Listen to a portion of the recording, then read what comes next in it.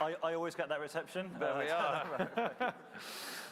Ladies and gentlemen, thank you so much for joining us, and thank you so much to Chancellor Jeremy Hunt.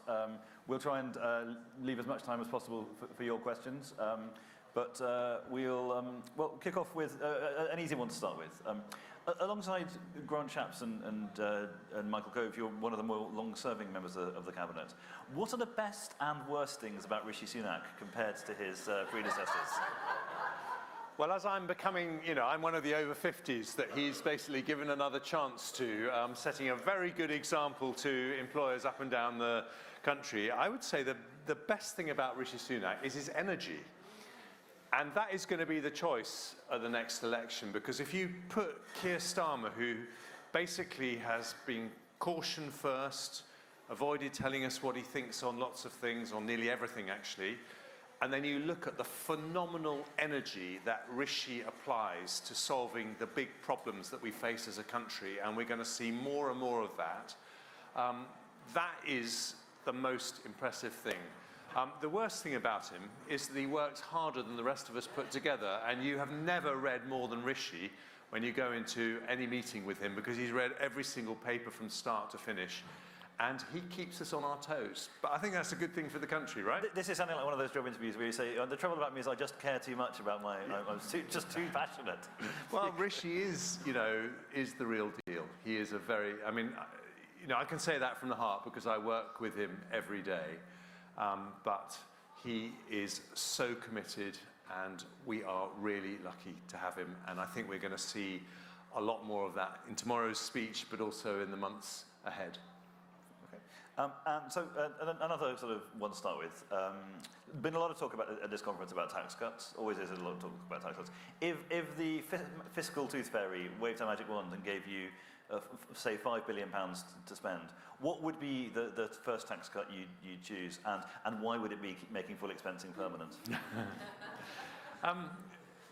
If I was putting on my finance minister hat, my first priority, and I've said this many times, would be business tax cuts, because the job of a Conservative government is to make the economy competitive, to make money for all the things we care about, for our public services, and so on.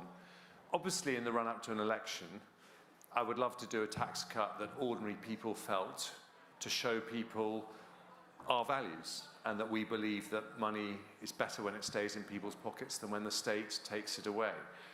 At the moment, we're not in a position to have that discussion, or even, have that sort of what-if kind of scenario in our minds, because any tax cut would be inflationary, and we are midway through a journey to bring inflation right down, and it would be absolutely crazy to give people money with a tax cut in one hand and then for them to see all that money taken away by inflation going back up in the other. So it's not a time we can discuss that, and also our public finances are in a pretty stretched state, but that's probably the way I would approach it. It's not normally generally appreciated, but if the national debt were a government department, the cost of servicing it would be larger than anything apart from the NHS. Yes, and as a Conservative, I feel very uncomfortable about that. And one of the things that we have to shout from the rooftops, it's likely that our debt interest payments, because markets have increased the price of long-term debt since the spring budget. So it's likely that they're going to go up by more than £20 billion a year in the autumn budget compared to what was predicted at the spring. That's getting on for a third of the education budget. It's a huge amount of money. And all I would say is the answer to that problem is not to spend an extra £100 billion of borrowing in the next Parliament, which is Labour's plan. That cannot be the right answer, because that just pushes up those debt repayments even more. It means we have to ask more in taxes for people to pay for those payments. That is completely the wrong approach. And it's, the right approach is to grow the economy and ask how we can spend taxpayers' money more efficiently so that we can still have the great services we want, but with less of the waste that we have. So speaking of waste, one of the big issues at this conference, and I promise that I'll only ask one question about it, is HS2. Well, obviously there's been cost inflation, obviously there are affordability questions. But I want to pick up the point made by Andy Street yesterday, where he said, look, this is terrible for business certainty. We've told them we're going to do something, and now it seems like we're not going to do it. And this isn't the only example of that. I mean, we told them we were going to do the Oxcam arc, and then we sort of told them we weren't. The Britain, as a sort of the place to invest in, as a place that gives certainty to businesses, we seem to we've lost our reputation for being reliable, haven't we? Well, I love Andy. He's a fantastic mayor, and under his leadership, business investment in the West Midlands has risen to being second in the whole country after London. So he's done an incredible job. But he is speculating on what he thinks a decision might be, rather than talking about what the actual decision may be, and no formal decision has been made. So I don't think it'd be right for me to comment on Andy's view of what the announcement might be. But if the decision is to keep HS2, then you've basically lost the news agenda for a conference. Well, what I would say is that if we're going to be solving the big problems that the country faces, we do have to have an answer as to why it is that it costs 10 times more to build high-speed rail in this country than in France. I mean, that is totally and utterly unacceptable. Now, in an environment where there's lots of money sloshing around, maybe you can absorb that. The practical impact of that kind of cost increase is that you can't spend money on other parts of the railway infrastructure. Now, I've actually said, for example, on the Oxcam arc, we're doing the Oxford-Cambridge Railway. I think it's a really important project for the South East. But there are very important projects for the north as well. And we have to, if what we're saying to the British people is Conservatives solve these big, difficult problems to give us security for our long-term future, we have to have an answer to those questions. So I'm going to break the cardinal rule of conference, the two cardinal rules of conference, and do more of a comment than a question and a two-part question. So the comment is, as I said, there's been a lot of talk about tax cuts from your colleagues. It struck me that, I mean, there's a quote from Margaret Thatcher, the founder of the CPS, which, by the way, celebrates its 50th anniversary next year, and I hope many of you, and I hope the Chancellor will be there to join us to celebrate. Pennies don't fall from heaven, they have to be earned down here on earth. I mean, it's striking that in your speech to the Centre for Policy Studies earlier this year, and again in your speech yesterday in the conference hall, you talked about the need to restrict the size of the state, to make the state more productive, to, for example, to curb the relentless upward march of the civil service and move manpower back to 2019 levels, to fix the appalling levels of public service productivity, to try to get people off benefits and back into work. It strikes me, I mean, it strikes me that it's not often talked enough about that is ultimately the only way that you can actually make containing the relentless growth of the state is the only way you can actually make space for tax cuts. That seems to be your analysis, if that's... Yes, I mean, I think in the Conservative Party we should stop debating whether or not we want tax cuts. We all want tax cuts. We're Conservatives, right? That's what we believe in. The debate we should be having is how you get tax cuts. And every good Conservative knows there is no shortcut. The only way you get tax cuts is higher growth or more productive spending of taxpayers' money. And what I did in my speech for you earlier in the year and in my conference speech yesterday was set out a plan. Now, we've talked a lot about growth, and maybe we can talk about that later if we've got time, Robert, but what I was focusing on particularly is spending taxpayers' money more wisely. And there are two things in particular that we need. We need to improve productivity in a radically different way to the way that we've done it before. All governments ask departments to make efficiency changes. We need to go at this in the way the private sector would and say, where is the waste? And the waste is teachers spending hours marking papers when we know that there are modern IT programs, artificial intelligence, that could cut that in half or in quarter. It's nurses filling out forms which mean that they spend perhaps a third to a half of their time on admin rather than caring for people in the wards. It's doctors who say the same thing. It's police officers filling out endless forms before they can proceed with a trial. And those are the real ways. Now, why is it different this time? Because everyone who knows the technology industry says that, there are some people who are saying the artificial intelligence is going to change the world by way more than the internet has to date. Yeah, I was in a particularly utopian tech conversation where someone said, this is the biggest thing since the Industrial Revolution.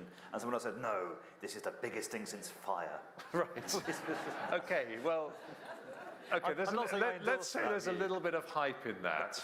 But we are very good at AI in this country, second only to America. We have more than double the number of AI companies of anywhere in Europe. We're ranked third in the world for innovation, implementation, and investment in AI after the United States and China.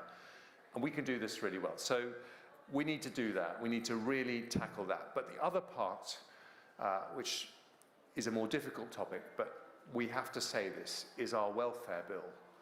It is completely and utterly wrong that we are signing off 100,000 people every year onto a life where they are permanently on benefits because they have absolutely no obligation to work.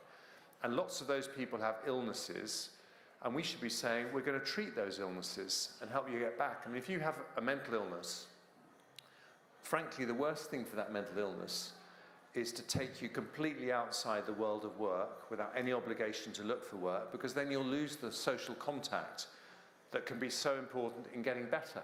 And so we need to rethink the way the welfare system works. Mel Stride is doing a fantastic job. He's reviewing the work capability assessment. And, we're doing our bit by increasing the national living wage. We want to make work pay. But at the same time as that, we have to ask ourselves why there are 300,000 people who've been out of work for more than a year without any illness or disability, when we've got 1 million vacancies in the economy. And so looking at the welfare state, looking at the productivity of the public sector, how we spend taxpayers' money, that's the way that we can control public spending as a proportion of GDP. And the thing that I said in the CPS speech, which I said again yesterday, I asked my officials in the Treasury, these are brilliant economists, super smart people, what's the result we have to achieve if we want to stop taxes going up? And they said we have to increase productivity growth in the public sector by 0.5% a year, roughly from 0.8% to 1.3%. Now, most of us in the Conservative Party have a background in the private sector. We say, surely we can do that. That does not sound a big number, 0.5%. Those of us who've worked in the public sector know actually it is a very big challenge. And getting that kind of change, the changes in working practices, it's a challenge, but we have to do it. And we are going to go into the next election saying that we don't agree with the status quo of taxes going up and up and up. We think that would be bad for the economy in the long run. That would risk strangling the private sector, which we all depend on. The Labour Party accepts that status quo, and that is going to be one of the central choices that the British people have to decide on. But the counter-point to that, and the second part of my question is, the extra taxes have been presented as the bill for the pandemic coming due, but they're not. They are, the health and social care levy was just driven by the fact primarily driven by the fact that we have an ageing population which needs more money for health and social care. And in fact, if you wind the clock forward, the IFS, the OBR, everyone in that space has said, in 50 years' time, we will need public spending on the elderly to keep the same level of entitlements. We will need public spending on the elderly to be sort of another 10 or 11 points of GDP. We're talking like doubling income tax. We're talking a huge, huge increase in the tax burden, unless we say that there are some. It's not just about how efficiently the state does things. It's about whether there are things the state just should stop doing or change how it does or get people to contribute more. And it feels like we are nowhere near that conversation. I mean, the balance of tax and spending decisions, not just recently but in the last few years, has been sort of relentlessly to privilege the elderly at the expense of the workers. I mean, the triple lock, which George Osborne was originally told was only going to cost 50 million a year, is driving the state pension relentlessly up, and there seems to be absolutely no prospect of getting rid of that given the popularity of that measure. Whereas the thresholds for income tax for working people, thresholds for the help to buy ISA for young people have been frozen and are being remorselessly eaten away. Like this feels like an increasingly bad country to be young in, because everything is tilted towards the elderly. Well, Robert, there's a lot to unpack in that question. So let's just take the first point, and then I'll come to the intergenerational fairness. But on the first point, the answer is that it's both. It's both short-term factors and long-term factors. The cost of running the NHS has indeed been going up because life expectancy has been going up, more people needing hips, knees, emergency care, and so on. So that is an underlying driver of cost for sure. But we've also had some short-term factors. The pandemic, about £400 billion of spend, absolutely worth it. You know, we got the best vaccine rollout in the world from that. We've had one of the best bounce backs from the pandemic in terms of recovery, more than France or Germany because of the furlough scheme. So it was worth doing it, but there's a cost to it. But most importantly and significantly, the war in Ukraine has pushed up inflation, pushed up interest rates. We're now spending between 120 and 150 billion pounds a year on interest debt repayment that we weren't spending before. That's as a result of a change that we've seen in the last 2 years to the way the world works. So there have been some shorter term factors, and we have to find a solution, and that's what this whole discussion is about. And we should say, by the way, the other side of that equation is growth. And if I just get onto that. Yeah, okay. Well, I'll just make one comment on growth. I think the biggest unsung success story about the UK is our technology industry. It is absolutely extraordinary. Our tech industry is only the third $1 trillion tech industry in the world, double the size of Germany's, 3 times the size of France. And I think what this set of conservative governments have done is they've given the UK a tech industry in the same way that Nigel Lawson gave the UK the City of London as one of the world's 2 great financial services following Big Bang in 1986. And that will have a massive, and that's, I think, the fundamental reason why we've grown faster than Germany since 2010, despite Germany having higher productivity than us. On intergenerational fairness, we have to get this right. And as a Conservative Party, we have to do more to appeal to younger people. And we have got all the values that younger people love. Aspiration, wanting to do better. These are absolutely core values for younger people. And I agree, we need to do more. But I would dispute the fact that we have only been focusing on older people. The tax cut that I am most proud of, because there have been some tax cuts of late, is the fact that now, for the first time ever, since last year, you can earn £1,000 a month without paying a penny of tax or national insurance. That's a very big change.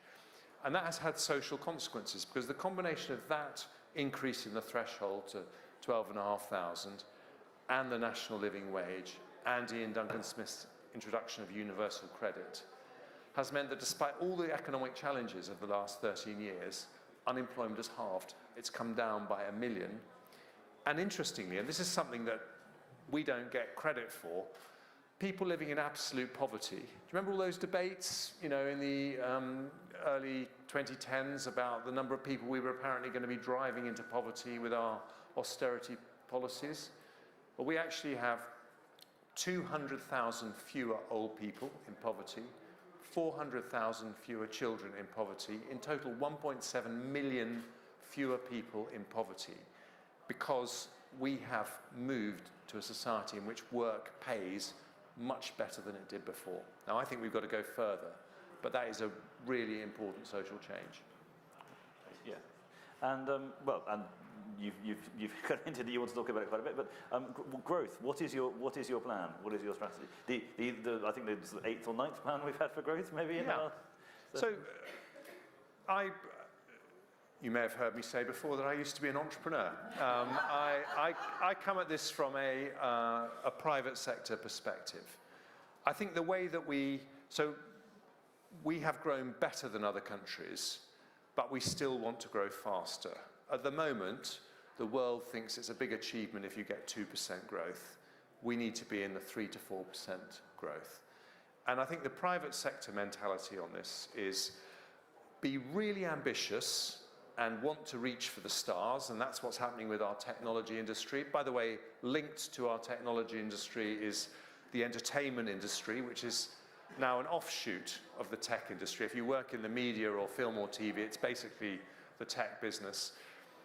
Our studio space, you know, the places they make films like Barbie and Oppenheimer, both made here, gone up by 2/3 in the last 3 years alone, over 5 million square feet. So that's another great success story. A wonderful success story. If the Treasury could stop tweeting in the voice of Barbie to celebrate the success story, well, it might be a little more dignified. Maybe, but there's, you know, there's feel good in Barbie, and we could do with a bit of feel good in terms of the British economy. So there's the ambition. We want to be the world's next Silicon Valley. We want to be a science superpower. And, you know, since I started talking about that in the autumn statement, this is, for me, the big surprise. Despite all the gloom and doom, no one has ridiculed that vision. And why haven't they ridiculed it? Because they look at Britain and they say, we've got two things that other countries can't copy. Outside the United States, we've got the best financial services. So when you have startups, they can get the capital to grow and expand, more choice than anywhere else in Europe. And outside the United States, we've got the best universities. 4 of the world's top 20. So if you're looking to bet on somewhere that's going to be the world's next Silicon Valley, we've got a lot going for us. That's the kind of cheery, happy Barbie bit, if you like, Rob. And now the Oppenheimer. And now the kind of intense Oppenheimer focus. We've got to be honest about our weaknesses. Germans make things in 4 days that take us 5 days. Productivity is much higher in Germany, in France, and in America. And we've got to address that. And I've set out how we're going to do that through what I call the 4 E's: education, enterprise, employment, and everywhere. In education, I won't go through all of them in enormous detail, but in education, the 50% of school leavers who go to university get one of the best educations in the world. We've got to do better with the 50% who don't go to university. That is a personal passion of Rishi Sunak's. That's one of them. Enterprise, we've got to bring down business taxes, like we talked about before, to encourage investment. We need to reform our planning system, make it easier for people to access the grid. But one of the fundamental weaknesses in our economy is that Germany and America invest about 12% of their GDP in business investment. We're only at 11%. So we need our businesses to be investing more. That was why I did the capital allowances. Employment is all the labour supply issues, the childcare issues in my budget, so the long-term sick and disabled we've been talking about, so that businesses can hire the workers they need. And everywhere, that's the levelling up vision, making sure that prosperity is spread to every part of the country. So that's how we'll tackle our weaknesses. And on the point about business investment, what are this is something CPS has banged the drum on, obviously. What are the signs of how that is going? Does because the temporary introduction, that was always which was, as far as anyone can make out, was entirely dictated by the OBR, given that you said you want to make it permanent, Labour said they want to make it permanent. But is that starting to work, do you think? That measure, by the way, is which basically incentivizes companies to invest more in IT plant and machinery, where the Germans and the Americans and the Japanese invest more than we do, has been very well received, and we absolutely do want to make it permanent. But there are lots of other things we can do to boost business investment. One of them is my mansion house reforms, which at the moment we have this strange system. If you have a brilliant company, you get it off the ground, maybe with some EIS or SEIS startup funds, and then you want to grow it to being not a 5 million company, but a 100 million or a 200 million company, you're more likely to get funding from a Canadian pension fund than from a British pension fund. And we have the second biggest pension fund pool in the world. It's worth £2.6 trillion, about the size of the whole economy. And it's overwhelmingly invested in bonds and gilts. And mortgages.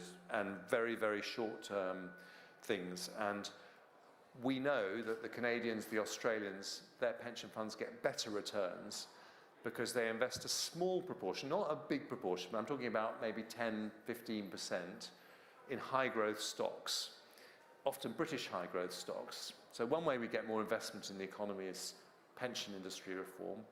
Another way is what we just talked about, planning reform, which is something which, you know, is not... I'm familiar. You are the world expert, Rob. I'm not. But anyway, you can expect us to be talking about a lot more of these things. That's my objective in the autumn statement. I want to show how we're going to get our business investment up to US levels as a proportion of GDP. So I'll open it up to questions soon, but I want to, so connected to what you were just saying, when I asked quite a few people what I should talk to you about, and I was struck that one answer actually came back more than any other, which was the word risk. So you said you want us to be more dynamic. You said you want us to be faster growing. Every politician says this. But we also have a culture in the UK in which the sort of risk security dial is sort of seemingly set completely on the edge of security. I mean, regulation and regulators, we appear determined to prevent any bad thing happening ever, and when any bad thing does happen, it becomes a reason to do yet more regulating. I mean, regulators live in fear of being called up to the Treasury Select Committee or another Select Committee and being told how bad they are, and that's a huge. I mean, first of all, would you accept that diagnosis? And secondly, how do we fix that? Because that's a huge cultural problem, which isn't just about government, it's about media, it's about political class, it's just about our whole attitude as a country. I think I would totally agree with that. And, when I was in California a couple of weeks ago, and someone asked me earlier this week what was the biggest thing I learned from my time in California. And I love... That Rishi's got a really nice house? You'll have to ask Rishi on that one. But what I would say is that I love the American attitude to risk. And it's the American attitude to failure that comes with that, which is, failure as being something you learn from, you respect people who've had a go, you don't say that they're a loser and that's all over. And America's the best in the world. We shouldn't beat ourselves up too much, though. If you ask young French people, young German people, young Swiss people why they love coming to London and the UK, they actually think that outside America, we are more meritocratic and have a more open attitude to risk-taking than many other countries around the world. So I think we're pretty much the best outside the US, but yes, we have to have a better attitude to risk. And I think we have to have a more grown-up attitude to risk in politics too. Because one of the problems in British politics is this scrutiny, which is a brilliant part of our democracy, gives us one of the most lively, robust, tough democracies anywhere in the world except perhaps Australia. That also can make politicians risk averse. Because let me give you an example. We are absolutely focused, Rishi Sunak and I, on trying to deliver his pledge to halve inflation this year. We don't know if we're going to do it, but we are really want to do everything we can. Imagine we succeed, and I can stand up in the autumn statement and say, we've managed to halve inflation. How many newspaper articles do you think there'll be about that? Compared to if we fail, when there will be hundreds and hundreds, reams and reams of articles saying they failed to hit their target. Now, that is the fundamental DNA of the political system and the media. And I'm not suggesting we change that, but I think we politicians have got to learn, and we've got to talk to the public and say, in the end, that shouldn't stop us aiming high, because better to aim high and sometimes miss than to aim too low and not get anywhere at all. Thanks so much. We should have a couple of my colleagues. Yep, hands already going up. Emma and Camille, well, Kate Andrews, just to kick us off with. Thank you so much, Chancellor. Kate Andrews from The Spectator. Getting inflation down seems to remain your top priority, not least because of these debt servicing costs that you've mentioned multiple times. In this list of three, what do you think has contributed most to this price spiral that we've experienced?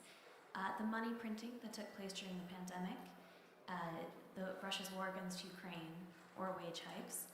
And if you were to say all three, could you at least rank them in order as to what you think has contributed most to this inflationary spiral? I hate ducking questions. I don't think it's quite as straightforward as ranking them 1, 2, 3. I would definitely put Russia's war in Ukraine at the top of that list.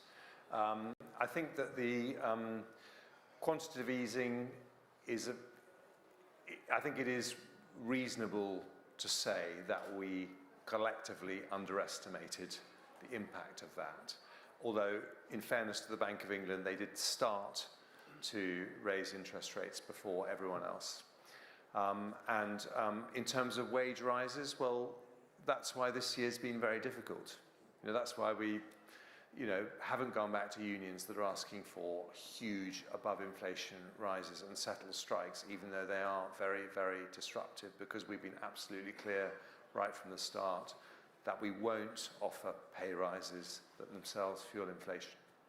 But what if that, prevents your other pledge to cut waiting lists? It's quite hard to cut waiting lists when the BMA is demanding 35% pay rise or it'll down tools. Well, it is preventing it, and we've made our choice. We are sticking with the overriding importance of bringing down inflation, because it's not helping any doctors or nurses to give them a pay rise, which then gets eaten away because inflation is higher next year. It doesn't just harm them, it harms absolutely everyone, and that's why it's so important that we tackle inflation. Yeah, okay. Hi, my name is Hamza. I'm a computer science student from the University of Cardiff, Met. When will we implement AI technology into the schools and NHS to increase productivity for, let's say, nurses fulfilling forms and teachers marking papers? Thank you. That was a brilliant planted question. I really... So-called Thank students. you, Hamza. You have a job in the Treasury anytime. That's what we have to do, and I think that is the big change, and you will know better than me the way that AI can help us do that. But let me just make this point as far as the NHS is concerned, which is the public service I know the best. One of the reasons that these strikes have been so bitter and lasted so long is not just the issue of pay, it is that people find working conditions very tough.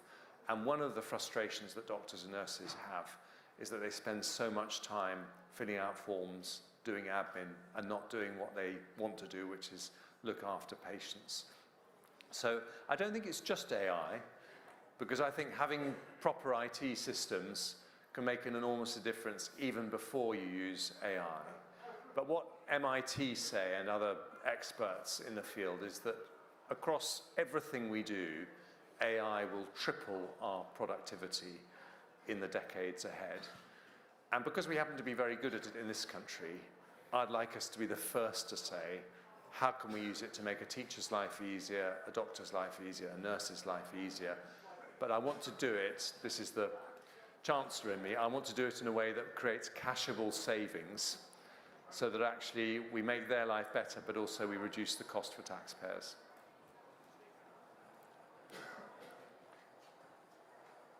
Hi there, Chancellor. Alistair Smout from Reuters.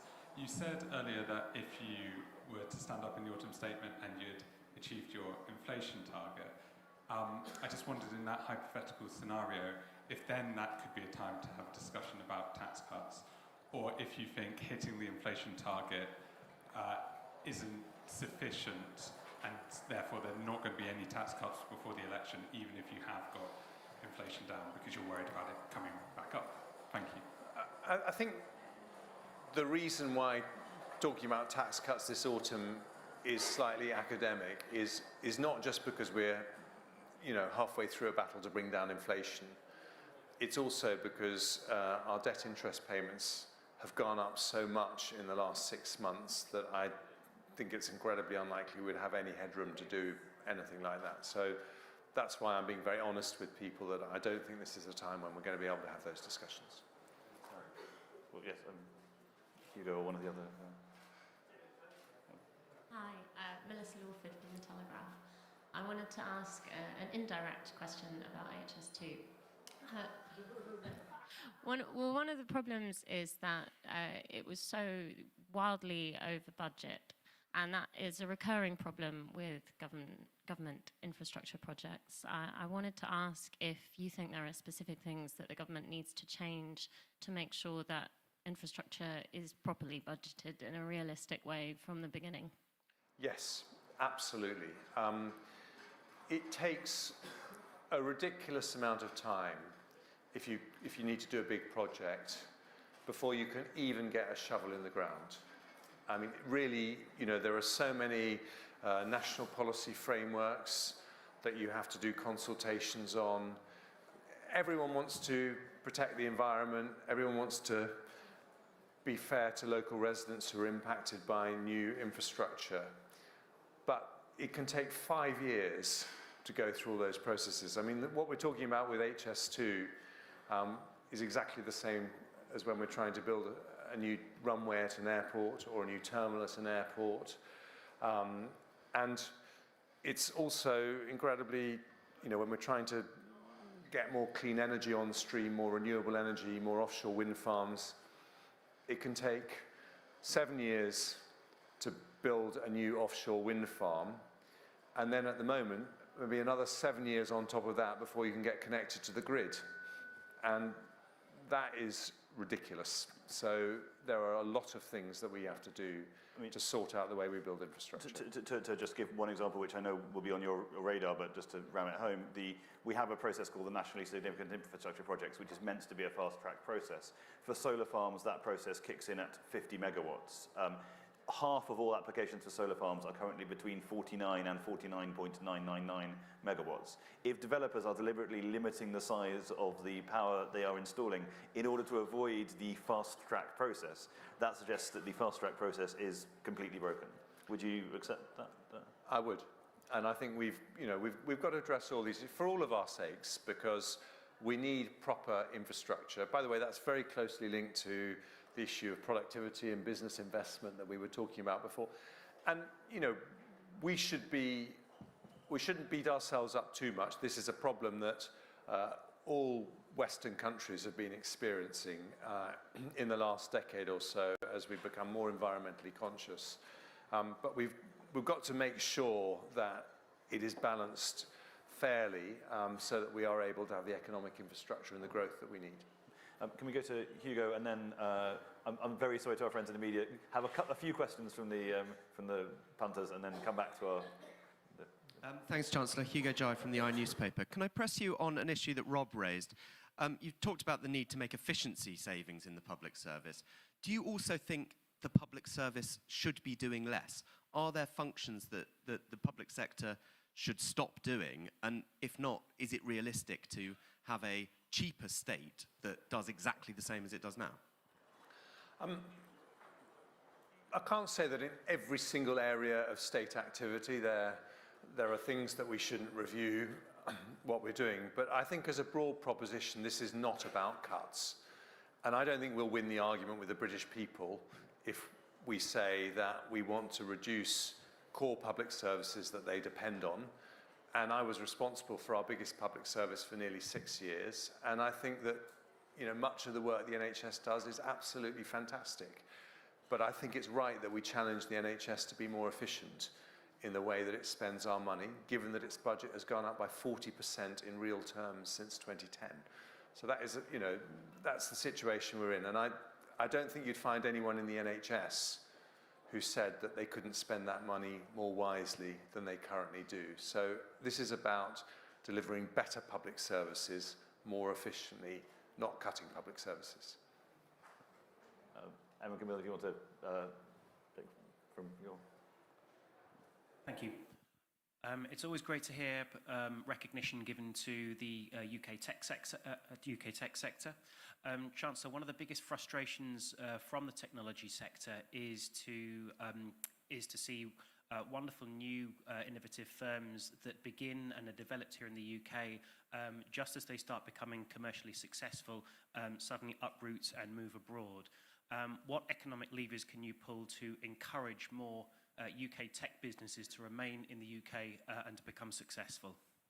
Well, it's a great question, and that's really what the Mansion House reforms that I was talking about earlier are designed to do. So I was actually responsible for our technology sector between 2010 and 2012 when I was Culture Secretary. And it was really interesting then because it was a very different type of conversation. People were saying that it's really hard to get startup funding if you want to get an idea off the ground in the UK. People don't say that now. People generally say if you're looking to raise up to 5 million quid, if you've got a good idea, you can probably find it. But it's the next stage, the scale-up stage, where people find it harder. And we need to make the private capital markets work much more effectively, make it easier for people to raise the money here. And then that's the first step towards making it more attractive for them to do their IPOs here. I think the future for the London stock market is to perform the same role in Europe as NASDAQ plays in the US, to be the European technology hub where high growth businesses go to raise their money from all over Europe, all over the world. And I think there are things that we can actually do better than NASDAQ, but that's the journey we need to go on. I'm actually very confident we can get there. If you look at the companies that have moved over to NASDAQ for their listings, and you look at the actual valuations they're getting, they're not that different, and some of them actually ended up being a bit of a disappointment. So I think London's got a great story to tell. Hi, Chancellor. I'll stand because I'm small. I wanted to ask about the Treasury's role and involvement in discussions around health and economic inactivity. We've seen that this is causing a great cost to the economy, to the country. So is the Treasury thinking about tax and regulatory reform that could improve the wellness of the nation, for example, through incentives to help keep people more physically active, which would help reduce costs on the NHS and help keep people in the workforce? And how much of a priority is that for the Treasury? It is a priority. When we have my deputy, John Glenn, the Chief Secretary of the Treasury, is going to government departments, all government departments, and he's saying, how are you going to deliver me this 0.5% increase in productivity? And he's asking them to come back with 3 things that they might do to make that happen. One of them is efficiency improvements, changes in working practices. Another is use of AI. And the third is prevention. What could we do to actually prevent the pressure on the public purse? So that could be, what could we do, for example, to stop young offenders offending so they don't end up in the criminal justice system and in prison, which reduces pressure on the courts and reduces pressure on prison places. It could be, what could we do on the health sphere? So we're looking at all those ideas very seriously. And I think that will be part of the change in mindset that we see at the Treasury going forward. We're not going to be able to do all of them, and we have to be very hard-headed that, something that saves us money in 20 years' time, but costs money now, isn't always going to be possible to afford. So we will prioritise the things that could save us money within a 5-year cycle, but we'll look at everything. Hello, Chancellor. Katie Watts here from Money Saving Expert. We've heard a lot at this conference. I'll stand away from the speaker a little bit. We've heard a lot at this conference and in the talk today about the Conservative pro-innovation, pro-growth approach, regulating where necessary, getting out of the way where it's not necessary. But for the average consumer, your potential voter, they could see this coming at a cost to their own protection. And a good example of this fine balance, I guess, is with buy now, pay later.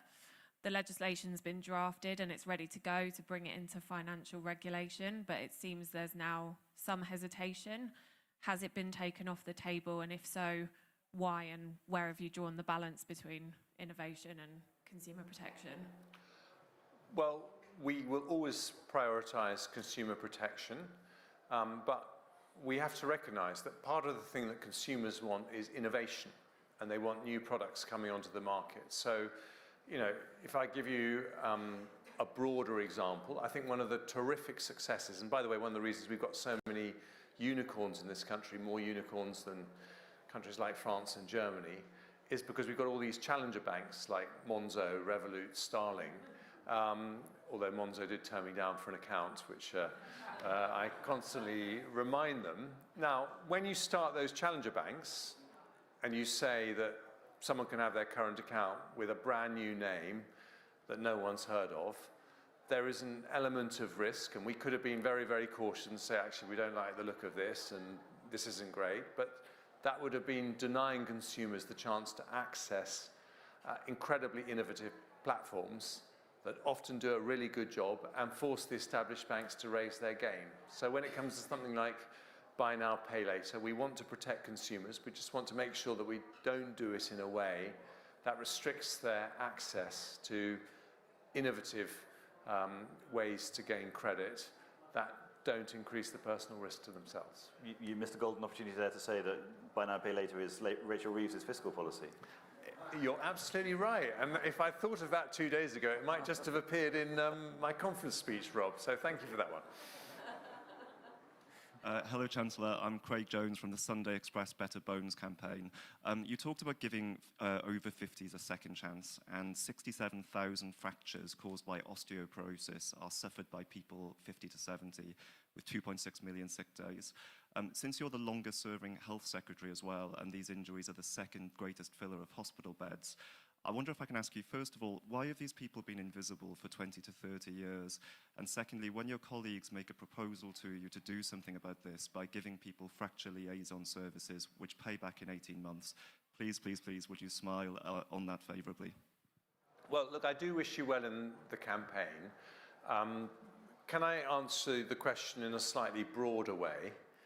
I think that too often the NHS budget has been in firefighting mode, and that's crowded out initiatives that could actually reduce the long-term pressures on the NHS by reducing the number of people who need to go to hospital. And I think that's an example, but I think there are many other examples as well. You know, the way the social care system operates. We're looking after someone in their own home because someone goes around and visits them once a day or twice a day. That might be £50 a day, £100 a day, a hospital bed, £500 a day. So we need to create a system where people are making smart financial decisions as well as smart decisions in terms of people's well-being.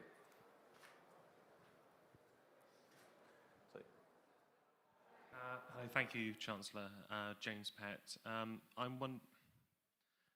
wondering, young people face quite a high tax burden in terms of taxes in general, and then student loan repayments on top of that, especially in the southeast, often leading them to struggle to attain conservative values such as home ownership and starting a family.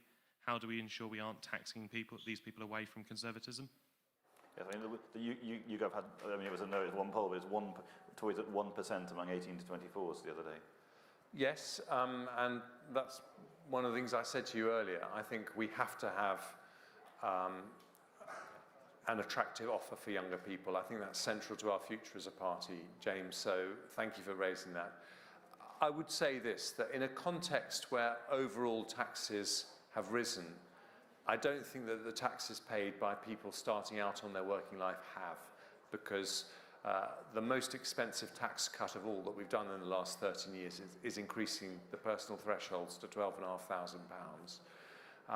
And you know, the other thing we've done is increase the national living wage, so that if you are, that the minimum legally payable wage is £9,000 a year higher now than it was in 2010. So I think in terms of what, you know, that bit of the equation, I think we have done quite a few things, but do I think we need to do a lot more? Absolutely I do, and I hope that I'll be in a position to do more in the months ahead. But this is actually one thing I wanted to ask about. I mean, what is the point of having a low pay commission, a sort of an objective agency that's meant to set the national living wage, if politicians are just going to say, actually, you know what, I'm just going to increase it? Well, that's not what I did yesterday. The Low Pay Commission are going to report to us before the autumn statement on how much we need to increase the national living wage to in order to hit our manifesto promise that it should be 2/3 of median income. But they haven't reported yet. It's on £10.48. I think everyone knows it's going to be more than £11. So I wanted to give people a flavour of the direction of travel, and that's why I said it will be more than £11, but we'll have to wait until the autumn statement to get the exact number. Rachel from the New Statement. Thank you, Chancellor. I wanted to pick up on something that Rob asked about intergenerational fairness and the triple lock in particular. The triple lock has been hugely successful in bringing pensioners out of poverty. You're now less likely to live in poverty as a pensioner than you are as someone of working age, and 1 in 4 pensioners live in millionaire households. George Osborne has said that the triple lock wasn't intended necessarily to be permanent, and it wasn't anticipated that we would live through times of such high inflation. So is reform of the triple lock something that you will be looking at before the next election? I think that we have to be very careful not to break manifesto promises. Sometimes it does happen. You know, sometimes. Sorry. Sorry. Sometimes, no, I'm sorry. I didn't. That was housing, for example, breaking manifesto. I said sometimes it does happen, but I think it needs to be a very exceptional circumstance where people can see that there's a very good reason. And, you know, to give you an idea of the priority which I attach to that particular promise, which is very, very important to a large group of people, many of whom are very vulnerable. You know, when I was having to do some very difficult sums in the run-up to the autumn statement, you know, cutting spending by 30 billion, increasing tax by 25 billion, that might have been a moment where we decided we had to do something with the triple lock. We decided not to. So I think hopefully that indicates to you the priority with which we give that particular policy.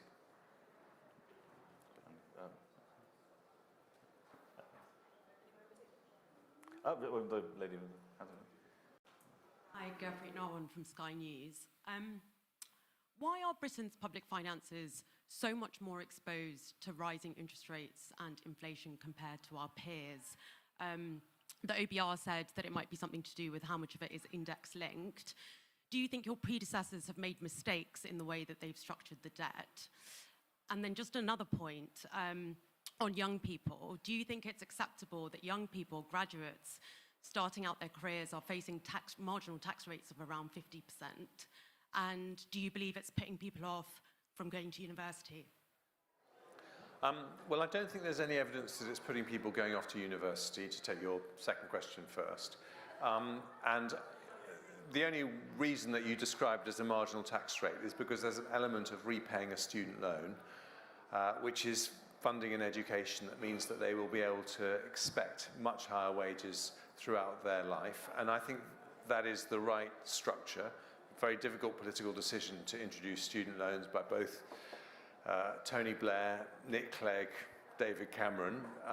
But part of the benefit of that is that we have what are recognised as the best universities outside America. And that is a very big advantage for young people in Britain, to be able to have that choice of fantastic institutions. On your first question, I think all finance ministries in Western countries have been exposed to rising interest rates. We do have a lot of index-linked gilts. They are particularly attractive in this country to defined benefit pension schemes, because what they say to a pension scheme is that if you invest in these gilts, you're hedged against inflation. And we do have one of the biggest, well, we have the biggest pension sector outside America. It's about double the size of the pension assets in France or Germany. That might have been a reason why, you know, we've got very strong demand for that type of gilt. But I think going forward, we just have to recognise that, you know, it is not sustainable when you've got those big hikes in debt payments to say the answer is to borrow even more, which is what we're hearing from Keir Starmer and Rachel Reeves. And Gordon Rayner from the Telegraph, because I'm aware that I've been pointing at this direction, so I've neglected this side of the... Thank you. Gordon Rayner from the Telegraph. Chancellor, if I've understood you correctly, you're saying that if you get inflation down, you'll prioritise paying down the debt over tax cuts. Is there a figure that you have in mind for how far the debt needs to come down before you will consider tax cuts? We have fiscal rules which require me at budgets and autumn statements to be putting the country on a path to reducing debt by the end of a 5-year period. So that's a choice we've already made, and that is baked into every fiscal event we do. And that is very, very important because it sends a signal to the markets that Britain will always be good for the money it borrows, and it sends a signal to younger people that we are not going to fund our public services by loading up debt that they end up having to repay.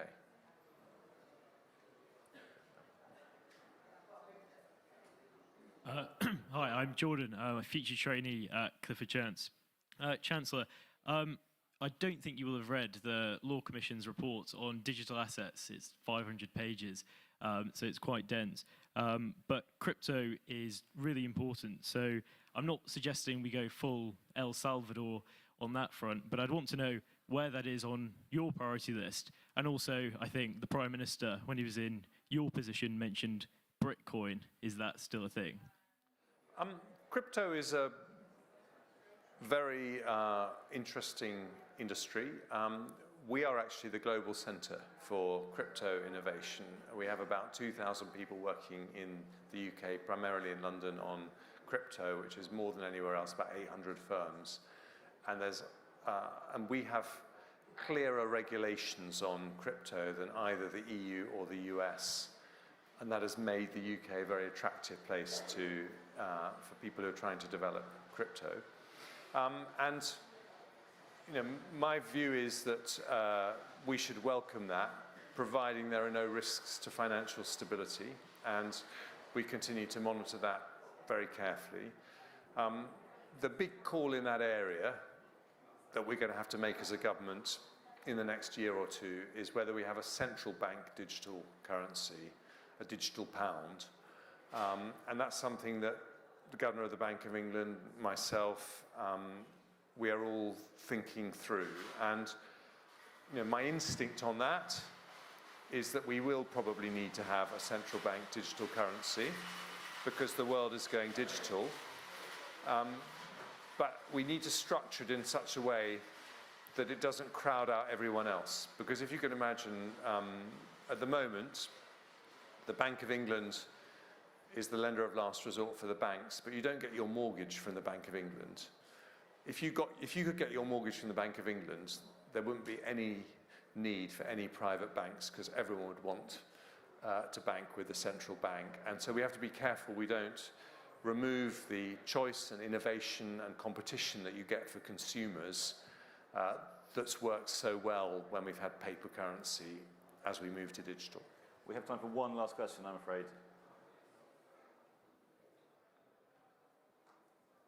Thank you. Hello, I'm Victoria Benson. I work for Gingerbread, which is a charity supporting single-parent families. And as you know, there are nearly 2 million in this country. Our research shows that single parents really want to work, but many find it difficult to do so because of the difficulty of finding truly flexible work that enables them to juggle their caring and working responsibilities, and also finding affordable childcare. What are you intending to do to support them back into work when we know, and even the DWP knows, that conditionality doesn't work? Well, a lot of things, actually. First of all, for people who are out of work on universal credit, I changed the rules in the budget so that their childcare can be paid up front, so that, for example, they can get childcare that will help them when they're looking for work. But most importantly, it's paid at the beginning of the month, so they've got it when they, before they've received their monthly salary. Secondly, there's a near 60% reduction in childcare costs because for the parents of 1- and 2-year-olds, we're expanding the 30-hour offer Thirdly, for parents of older children, we are introducing wraparound care. So a lot of schools offer to take kids at 8 a.m. and allow them to stay until 5 with homework clubs and breakfast clubs and things like that. But we're going to make that a universal offer so that all state schools offer that over time. So hopefully that will make a big difference. Thank you very much, Chancellor. Matt, I'm really sorry. You can try and chase him afterwards if you want. Thank you all so much for coming. We have a suite of wonderful events in this space, which I hope you'll join us for. Next up is Net Zero Business. Is the government helping or hurting? Which Jeremy will, I'm sure, have views on. And our concluding panel for the day is, in fact, called Justice for the Young. So anyone who is interested in the generational aspects of our conversation, come along to that one. But please join me, above all, in thanking Chancellor Jeremy Hunt.